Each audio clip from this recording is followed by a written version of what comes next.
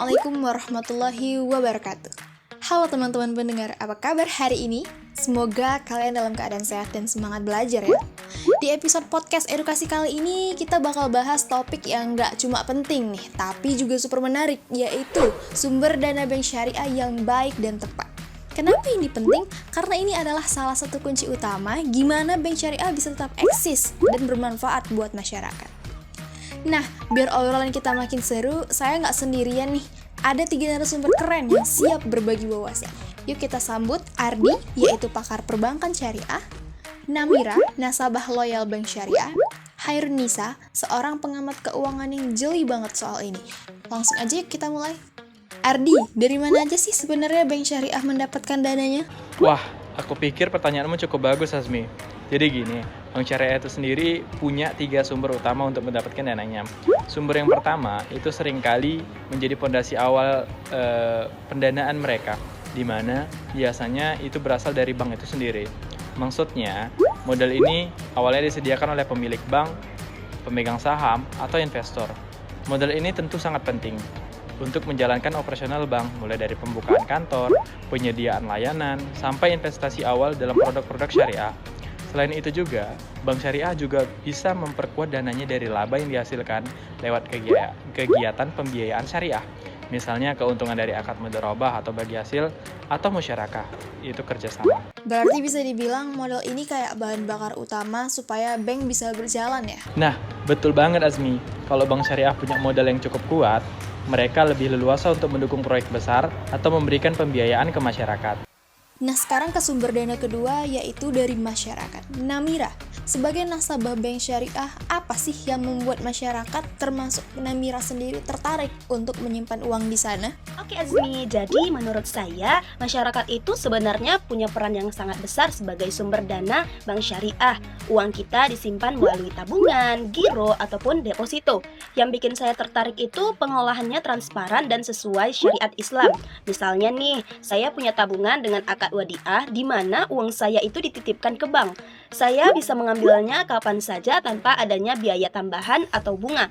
Tapi kalau deposito biasanya pakai akad mudharabah, jadi ada sistem bagi hasil antara saya dan bank. Yang bikin saya nyaman, saya tahu uang saya nggak digunakan untuk hal-hal yang dilarang, seperti investasi di sektor yang nggak halal. Sebaliknya, bank syariah pakai uang kita untuk pembiayaan usaha kecil, proyek sosial, atau kegiatan ekonomi yang produktif. Jadi selain aman secara prinsip syariah, nasabah juga merasa uangnya bermanfaat buat masyarakat ya? Iya, itu yang bikin saya dan banyak nasabah lain percaya kita nggak cuma nabung, tapi juga ikut berkontribusi untuk hal-hal yang baik. Baik, sekarang kita ke sumber ketiga, yaitu dana dari lembaga lain. Hairun Nisa, bagaimana lembaga-lembaga ini berperan dalam mendukung dana bank syariah? Baik, terima kasih kepada Azmi. Nah, jadi sebenarnya sumber dana ini bisa dibilang cukup strategis. Karena sudah banyak loh lembaga-lembaga lain seperti pemerintah, lembaga keuangan syariah lainnya, atau bahkan institusi sosial seperti badan zakat atau wakaf. Mereka itu juga sering memberikan dana untuk tujuan-tujuan tertentu. Misalnya itu, pemerintah itu bisa memberikan dana untuk mendukung proyek-proyek infrastruktur halal. Selain pemerintah, ada juga loh lembaga internasional yang menyediakan dana khusus untuk pembiayaan mikro, misalnya itu untuk UMKM. Nah, tentu aja dong, hal ini tuh memberikan peluang besar bagi bank syariah untuk berkontribusi lebih luas, bukan hanya di sektor ekonomi, tetapi di bidang-bidang sosial. Wah, jadi kolaborasi antara bank syariah dan lembaga lain ini bisa mendorong ekonomi jadi lebih adil ya? Betul Azmi, tapi ada juga loh tantangan yang dihadapi bank syariah ini. Nah, tantangannya itu bank syariah itu harus memastikan bahwa pengelolaan dana ini sudah sesuai prinsip syariah atau belum. Nah, salah satu kuncinya itu adalah dengan transparansi. Karena dengan transparansi, kita itu tahu kalau di dalamnya itu nggak ada unsur-unsur riba, gharar, atau hal-hal yang nggak jelas lainnya. Baik teman-teman, sekarang kita sudah tahu bahwa sumber dana bank syariah itu berasal dari 3 kelompok utama. Dari bank itu sendiri, seperti modal awal dan laba operasional, kemudian dari masyarakat melalui tabungan, giro, dan deposito, serta dari lembaga lain, contohnya pemerintah atau institusi sosial.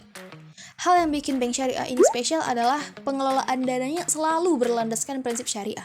Jadi nggak hanya menghasilkan keuntungan, tapi bisa juga memberikan manfaat besar untuk masyarakat. Terima kasih banyak untuk Ardi, Namira, dan Hairunisa yang sudah berbagi wawasan luar biasa hari ini.